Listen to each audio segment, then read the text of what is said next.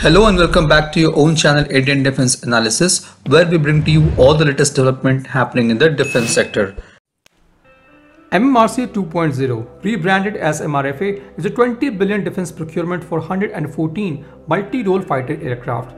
The fighter jets to be procured under this process were initially planned to be procured by a strategic partnership route, meaning Indian private firms such as Tata or Reliance were to tie up with foreign strategic partners such as Boeing or Dassault for technology and manufacturing capability and bid for the contract.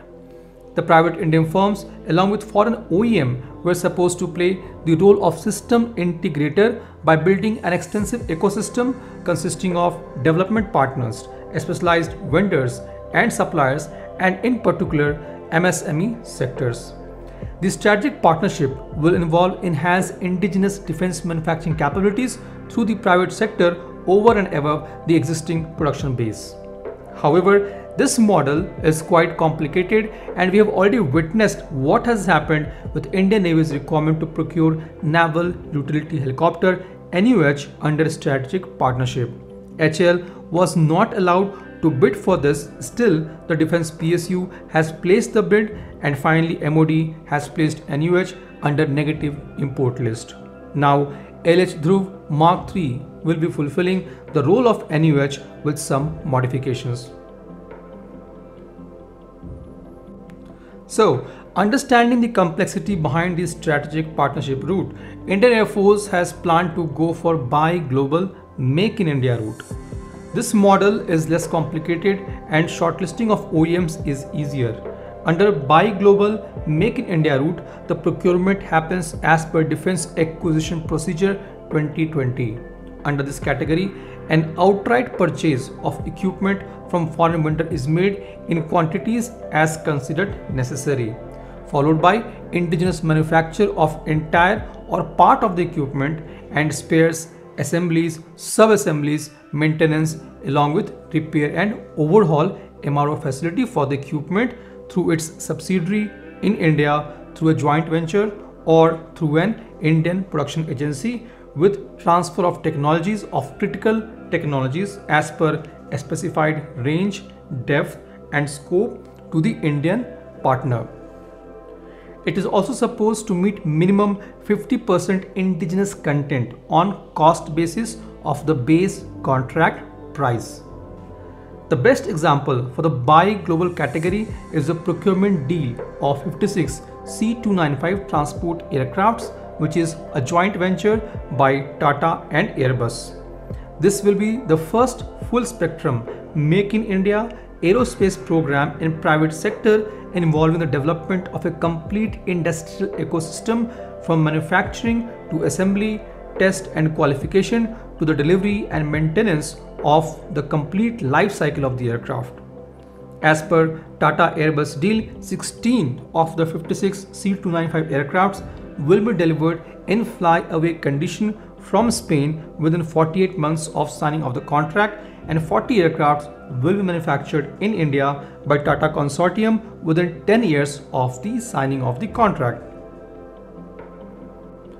Now coming back to MRFA, Indian Air Force has planned to induct 6 squadrons of MRFA in a phased manner. At present, Air Force is studying the response to the RFI issued in April 2018 and the Air Staff qualitative requirements for the current proposal, after which Air Force will seek government approval. The contenders for MRFA contract are Lockheed Martin's F-21, Boeing's Super Hornet F-18EF and F-15EX, Dassault Rafale, Saab's Gripen JAS 39E or F, Russian MiG-35, Su-35 and Eurofighter Typhoon.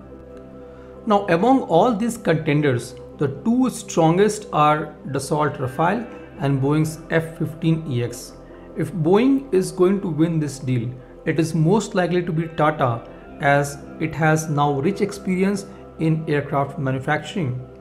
Tata and Boeing already have a joint venture called Tata Boeing Aerospace Limited (TBAL), which is the sole manufacturer of airframes for AH-64 Apache attack helicopters that Boeing will market globally. Tata has a joint venture with Sukhoi Aircraft Corporation to manufacture airframes for S-92 helicopters for civil and military markets.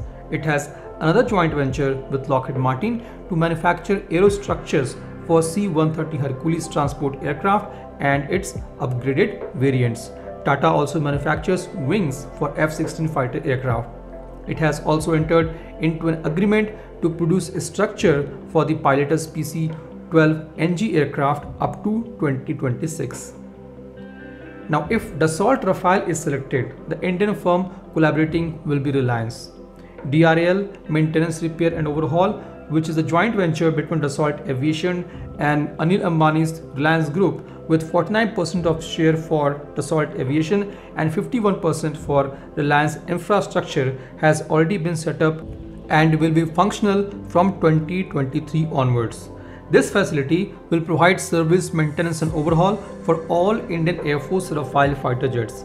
Additionally, this plant is also capable of assembling 2 units of Rafale per month, taking the total count of 24 Rafales per year. With this rate, Indian Air Force can get 6 squadrons of Rafale in less than 5 years. Now, it will be difficult to say which model will be successful, that is, buy global or strategic partnership route. The latter will definitely bring more technical know-how for Indian firms. Considering the pace with which MRFA is progressing and knowing Indian defense procurement process, in my opinion, we will not be seeing any aircraft under this deal before 2030. By this time, India will already be flying Tejas Mk2, MK and TED-BF. Now this raises the question, should India go ahead with MRFA or invest 20 billion among the emerging private aerospace company to boost its Atmanirbharta or self-reliance? Should the focus be more towards Tejas Mk2 and MK than what is committed and scrap MRFA? Should Indian Air Force go ahead with 36 additional Rafales as a stopgap arrangement in case of cancellation of MRFA? These are some questions which all of us have in our mind, and the answer lies in the future. This was today's update. Please let us know what is your views about these in comment section. Feel free to post your comments and suggestions about any topic related to defense sector on which you want to hear from us. With this, I would like to say goodbye and Jai Hind friends. Please like and subscribe our video if you have not done already. We'll be soon back with more interesting and amazing development happening in defense sector.